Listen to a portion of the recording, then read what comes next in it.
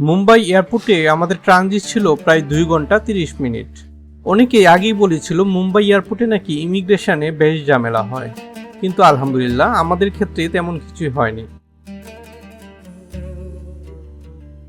Immigration কাউন্টারে শুধু passport আর body check করা হলো। অবশ্য কিছু যাত্রীর ব্যাগ খুলে ভালোভাবে চেক করা হচ্ছিল, কিন্তু সবকিছুই ছিল নিয়মের মধ্যেই, শান্ত পরিবেশে।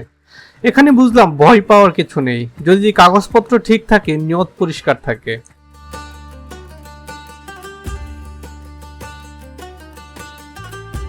এয়ার ইন্ডিয়া ফ্লাইটে আমি উইন্ডো সিট পেয়েছিলাম। জানালার পাশে বসে যখন প্লেনটা ধীরে ধীরে রানওয়েতে এগুচ্ছিল, মনের ভেতর এক অদ্ভুত শান্তি কাজ করছিল। বাইরে তাকিয়ে দেখছি ছোট ছোট আলো, চলমান বিমান আর ব্যস্ত এয়ারপোর্টের দৃশ্য।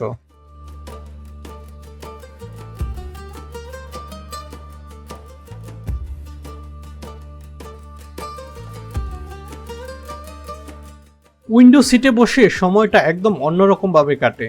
চুপচাপ তাকিয়ে থাকা, নিজের সাথে নিজের কথা বলা আর ভেতরে ভেতরে এই সফরের জন্য শুকরিয়া আদায় করা। এই মুহূর্তগুলো এই সফরকে শুধু যাত্রা নয়, বরং এক গভীর অনুভূতির অংশ বানিয়ে তোলে।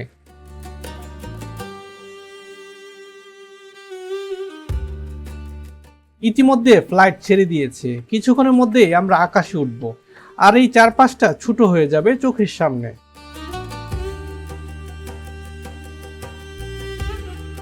ফ্লাইটে উইন্ডো সিট পেলেই যে বাইরের দৃশ্য সবচেয়ে ভালো দেখা যাবে তা কিন্তু না। প্লেনের একদম সামনের দিকে বসলে ডানার অবস্থানের কারণে বাইরের পুরো ভিউটা ঠিকভাবে পাওয়া যায় না। আবার একদম পেছনের সিটে বসলে ইঞ্জিনের প্রবল শব্দ অনেক সময় এই সুন্দর অভিজ্ঞতাটাকে ঢেকে দেয়। তাই মাঝামাঝি অংশে উইন্ডো সিট পাওয়া মানেই সবচেয়ে বড় ব্যালেন্স এক্সপিরিয়েন্স। নীরবতা, স্থিরতা আর আকাশের পরিষ্কার দৃশ্য, এই ছোট ছোট বিষয়গুলোই একটা ফ্লাইট জার্নিকে সাধারণ যাত্রা থেকে একটা মনে রাখার মতো অভিজ্ঞতায় বদলে দেয়।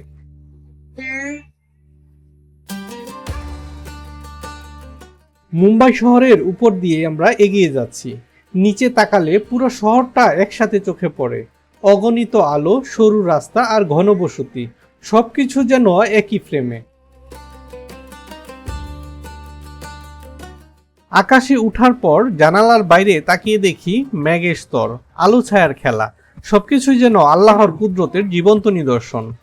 এই দৃশ্যগুলো মনে করিয়ে দেয় মানুষ যত বড়ই হোক, আল্লাহর সৃষ্টি তার চেয়েও অনেক বড়।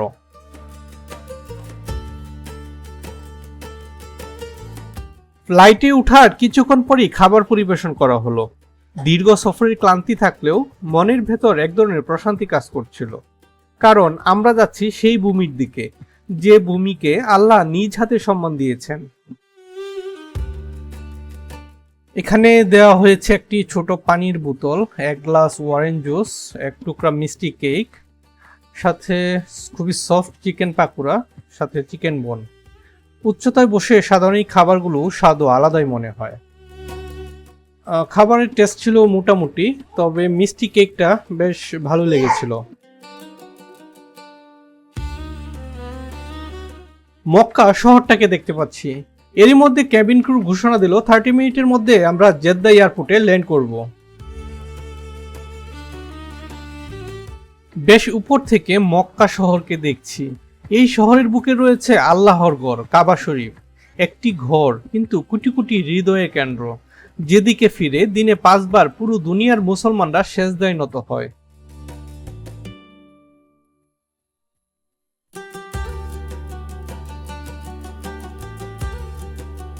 কিছুক্ষণের মধ্যেই আমাদের ফ্লাইট ল্যান্ড করবে জেদ্দার কিং আব্দুল আজিজ ইন্টারন্যাশনাল এয়ারপোর্টে।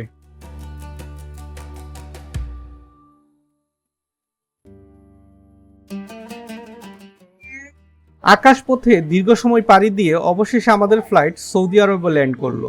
এই মুহূর্তটা ভাষায় বোঝানো কঠিন। মনে হচ্ছিল শরীর এখানে, কিন্তু আত্মা আগে মক্কায় পথে চলে গেছে। মক্কা এমন এক ভূমি যেখানে আল্লাহর বিশেষ পাহারা রয়েছে। এই শহরকে ঘিরে আছেন ফেরেশতারা, যারা আল্লাহর আদেশে এই ভূমির সম্মান রক্ষা করেন।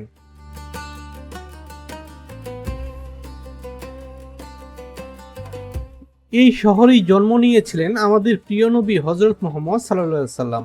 এই ভূমি থেকেই মানব জাতির জন্য শেষ ও চূড়ান্ত বার্তা পৌঁছে গেছে পুরো দুনিয়ায়। এই মাটির প্রতিটি কণা ইতিহাস বহন করে। সৌদি এয়ারপোর্টে নামার পর সবকিছু খুব সুন্দরভাবে, খুব শৃঙ্খলার সাথে সম্পন্ন হলো। এখানকার ব্যবস্থাপনা, শৃঙ্খলা সবকিছুতেই আলাদা শান্তি।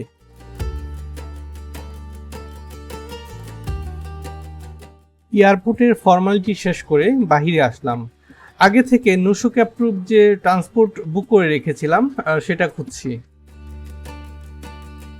ইমিগ্রেশন শেষ করে বের হওয়ার পর 2-3 ধাপে নুসুকের লোকজন দাঁড়িয়ে থাকে। তারা মূলত ভিসা নাম্বার চেক করে দেখে নুসুকের মাধ্যমে ট্রান্সপোর্ট বুক করা আছে কিনা। গাড়ি চলতে শুরু করলো মক্কার দিকে। চারপাশে রাতের সৌদি আরব, নীরব, স্থির, অথচ ভেতরে ভেতরে গভীর আধ্যাত্মিক আবহ। জেদ্দা এয়ারপোর্ট থেকে কাবা শরীফের দূরত্ব প্রায় 90 কিলোমিটার। আমাদের গাড়িতে যেতে সময় লাগবে প্রায় 1 ঘন্টার মতো। আমরা আমাদের আগে থেকেই বুক করা আল কিসওয়া টাওয়ার হোটেলে এসে পৌঁছেছি। হোটেলে চেক ইন করে লাগেজগুলো রেখে এখনই আমরা রওনা হবে উমরার উদ্দেশ্যে। এই মুহূর্তে মনের ভেতর শুধু একটাই দোয়া, আল্লাহ যেন আমাদের নিয়ত কবুল করেন আর এই উমরাকে সহজ করে দেন। আজকের ভিডিওটি এখানেই শেষ করছি। পরবর্তী ভিডিওতে থাকবে উমরা সম্পন্ন করার সম্পূর্ণ গাইডলাইন। ভিডিওটি যদি ভালো লেগে থাকে তাহলে অবশ্যই লাইক দিন, আর সামনে আসা ভিডিওগুলো নিয়মিত পেতে চ্যানেলটি সাবস্ক্রাইব করে পাশেই থাকবেন। আল্লাহ হাফেজ।